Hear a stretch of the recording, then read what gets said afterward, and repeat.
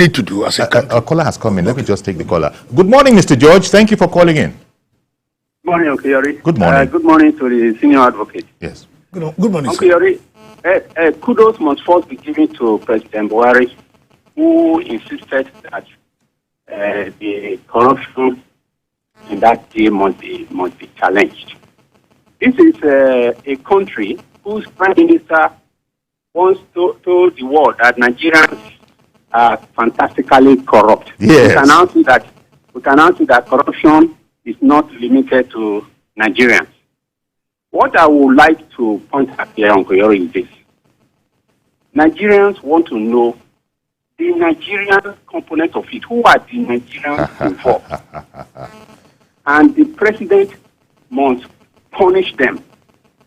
That's the only way to send a signal to other ones that if they try this type of a thing again, this is what will happen. We don't punish people when they offend the system. That is why corruption is thriving. Look at the Halliburton case.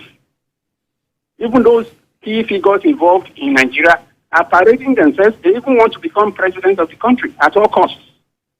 Whereas their counterparts that were involved in the deal are in jail in foreign countries. It's because there is no punishment when people err against the system. I want President Tinubu to use this one to assert himself and show that he is different. Imagine, like the senior advocate said, imagine if this judgment was against Nigeria. How are we going to cough out $11 billion? We are looking for $10 billion to bail out the system. You see the rate of the naira to dollar. We have not even seen $1 billion to do something. Then how are we going to be paying $11 billion? That would have amounted to a death of the economy. Indeed. So this is serious enough for the president to say, okay, you and you and you and you that are involved in this, you must go for it.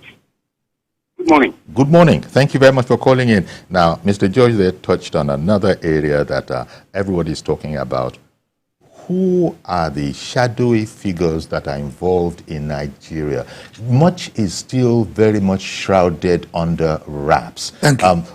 Are you optimistic that we can get to these people? I think they made a very valid point. Yes, they need to be about named the and shamed. consequences for infractions. We cannot just say, begin to proceed. Business as usual. No.